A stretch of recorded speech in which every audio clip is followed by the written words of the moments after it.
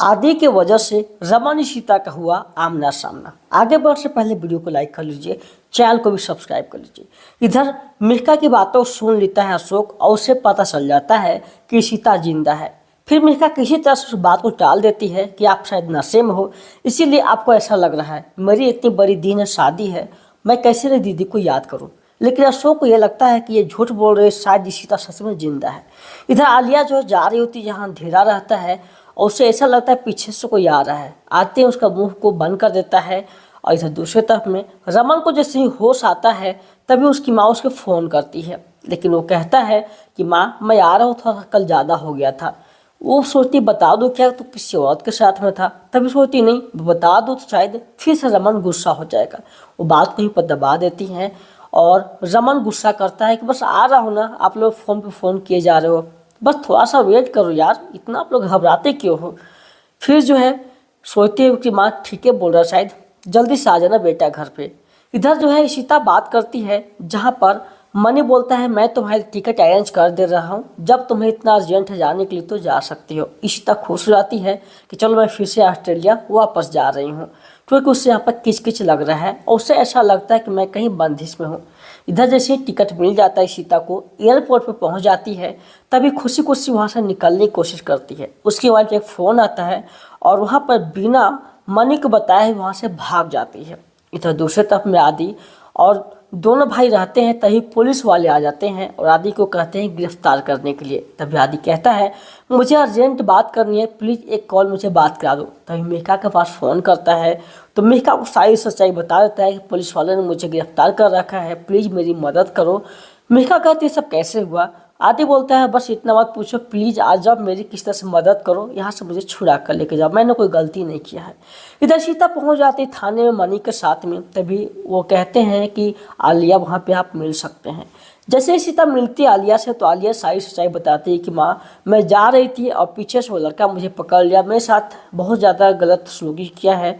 तभी सीता उसे गले से लगा के कहती है टेंशन मत लो, आपकी मामा आ गई है ना, मैं देखता हूँ लड़का कौन है और कौन है जो हमसे ऐसा कर सकता है।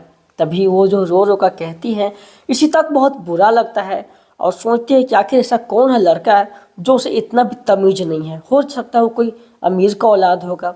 फिर वो सोचती है कि मैं उसे आज सबक सिखा कर ही रहूँगी।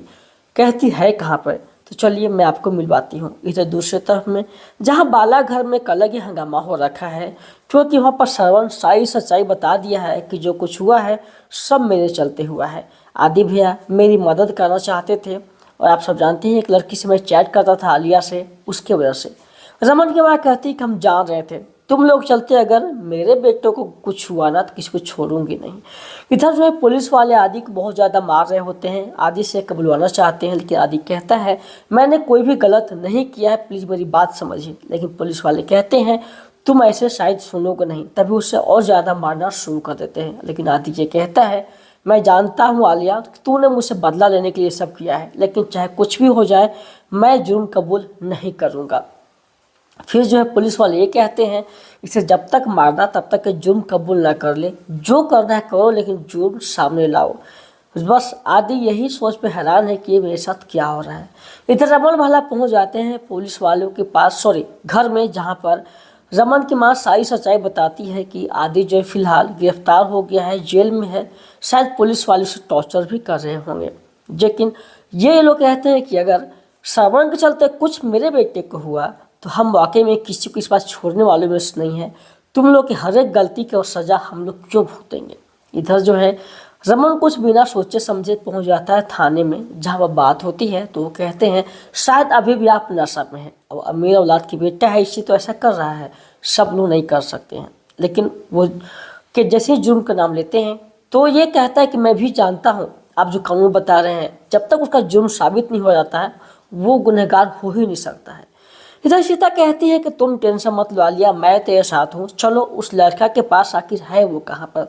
फिर आलिया जो है उसे पहचान कराने के लिए लेकर जाती है और जहाँ वो कहती 100% वही लड़का है।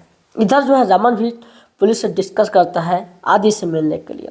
जब जैसे ही इशिता आगे बढ़ती है तो वहाँ पर आदि जो है सर आगे झुकाए खड़ा रहता है। वो कहती है कि तुम्हारा नाम क्या है, वो नहीं बताता है, कोई भी सवाल का जवाब नहीं देता है। शायद तेरी माँ अपने बाप ने तेरी अच्छी परवरिश नहीं की, इसलिए तुम ऐसा कर रहा है। और तेरी माँ, हमको लग रहा है ऐसा परवरिश दी ही नहीं थी। अगर ऐसा अच्छा परवरिश दी होती तो तुम शायद इस जगह पे आज नहीं होते। तुम अच्छे खानदान से बिलोंग नहीं करते हो। लेकिन इशिता सारी भड़ास जब निकाल रही होती है, पीछे से रमन आ जाता है। भला इसके बाप इसके लिए कुछ नहीं किया हो, बट इसकी माँ के बारे में मत बोलना, उसने बहुत कुछ किया है और इसकी माँ जो किया है वो कोई और नहीं कर सकता है। तभी जो है रमन देखता है ये तो इशिता है, उसकी जो है यकीन नहीं होती है। तभी वो चश्मा को उतारता है और सोचता है उतार के देखने के लिए, फिर भी वहाँ पर इशिता ही नजर आती है। रमन हैरान हो जाता है कि आखिर ऐसा कैसे हो सकता है। इशिता और रमन का दोनों का जो है आमना सामना हो जाता है। रमन आखिर परेशान हो चुका है। जिसका पूरा एपिसोड देखना चाहते हैं स्टार उत्सव जियो हॉटस्टार पर देख सकते हैं। वीडियो को लाइक कर लीजिएगा, चैनल को भी सब्सक्राइब कर लीजिएगा। धन्यवाद।